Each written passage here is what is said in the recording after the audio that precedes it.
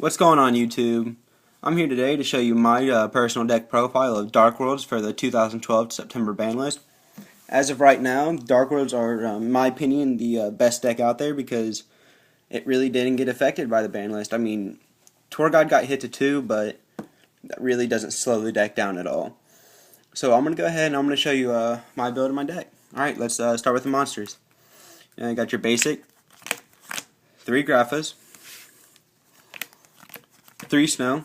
In my opinion, the best card of this deck. If they were gonna want to hurt Dark Worlds, it'd be to take away this card right here. You got your triple Brow, your 2 Beige. Some people run 3. I personally like 2. Helps keep monsters on the field and do your loops for Grapha. 2 Silva. Some people run 1 Gold, 1 Silva. I just personally like Silva. I think he looks better. Alright, then you got your 2 Tour Guide. Your 1 Morphing Jar, which I'm kind of thinking about taking out. I'm not sure because, I mean, it's helped me out a lot, but when in Dark Worlds, you're really not setting. When I set it, they know it's Morphing Jar, they don't attack it, and they try and get rid of it without, flipping it. They'll just Dark Hole it or just something stupid. So, I don't know if I'm going to keep it in yet. And then they'll replace the 3rd Tour Guide, 1 Trance Archfiend. This card is busted.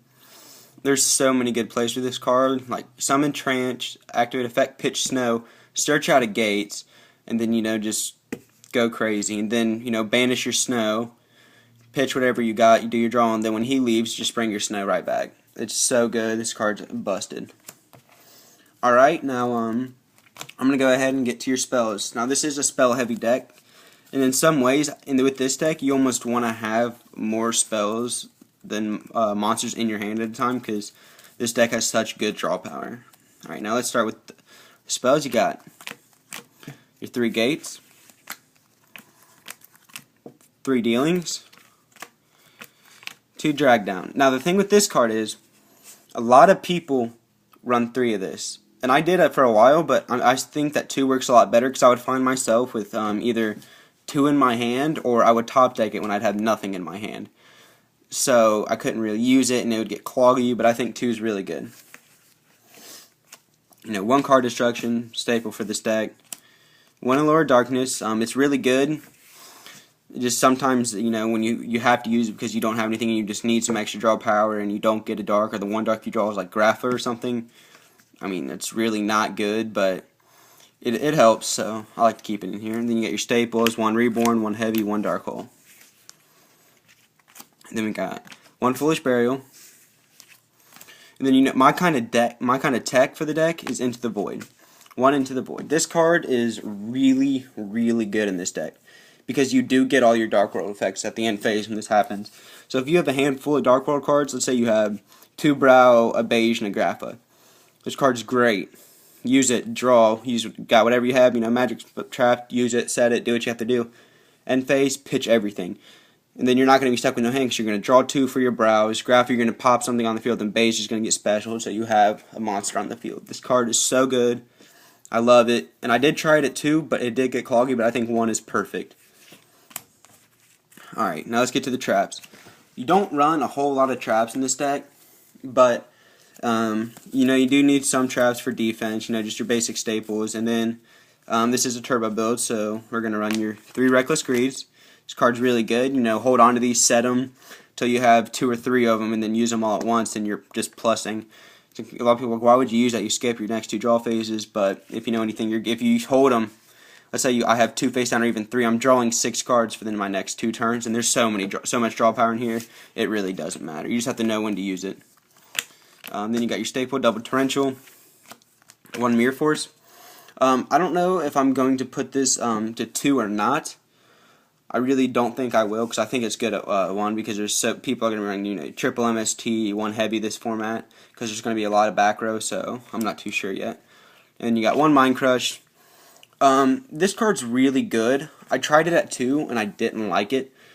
I think it got clumpy. I think 1's really good, but this card might come out for something else, maybe another Mirror Force or I don't know yet. If you could just maybe leave some comments. Let me know what you think I should replace it for, because I don't know if I want to keep it in. And then, 1 Solemn Judgment. Alright, and that's it for the main deck, guys. I'm going to go ahead and show you my extra deck. Now you do have a lot of rank 3s because you can go into them so easy with your tour guides. 1 Leviair. This card is absolutely necessary for this deck. This card's so good. It lets you go tour guide, bring out, just depending on what you have, brow or tour guide, overlay for him, detach, bring out just re-special summon any of your Dark cards that's already banished, return those for Grapha. I mean, there's so many good plays with him. 1 Leviathan, 1 Zenmaines, and since he's now in a 10, this card is officially a staple in my opinion. Every deck needs Zenmaines. If you run any kind of level 3 or tour guide, you need Zenmaines. 1 Acid Golem. This card's actually really good in this deck, mainly for games 1 and 2. When you side in skill drain, depending on what you're playing, it's really good. Go tour guide, go into him. Wait next turn when you need to go skill drain, and then you can special summon. You don't have to detach, and basically you just get a free 3,000 beat stick. Then 1 Chronomaly, Crystal Chronon. I'm testing this card right now. I don't know personally what I think, but I did have room in my extra deck, so I figured I'd throw it in and try it out. This card is really good. I do like it, but I haven't really gotten into him yet too many times, so I'm not sure. So I'll let you guys know on that. And 1 Giga Brilliant. Alright, now for the rank 4s, you don't run a lot of rank 4s, mainly because you rarely ever exceed, but let's say that you're just in a really bad situation. They have macro or something out, and you already have a beige on the field, and you have like a snow or another beige in your hand, but you can't get their effects, so just normal summon them, and you overlay just to have something on the field with better attack, because you do run in those situations. But only 1 Utopia and 1 Photon Papilloperative. I think that's all you need because you rarely ever go into them. Then for the level 5s for Silva, and it doesn't happen a lot, but there are times where you do have 2 Silva on the field and you need to go into something better. So I got the 1 Tyrus and 1 Atreus. And the cool thing about these guys is, since they are fiends, they do get the boost from gates. So they're 2,900 beat sticks, which is really cool. And then for the rank 8s, you only run 2 because there are a lot of times where Graph is on the field, and sometimes you just need to go into something else. So right here, Heretic Sun Dragon Overlord of Heliopolis. This card is busted. It is so good in this deck. I can't tell you how many times I've gone into him. Get your 2 Graph on the field. You really just need to get rid of field. Got a whole hand full of Dark Worlds because let's say Macro's on the field, D-Fisher's on the field. You can't use anything. They have Shadow Imprisoning on the mirror. Your 2 Graph is on their field. Yeah, if you have Gage with 3,000 beat sticks, he's only 3,000.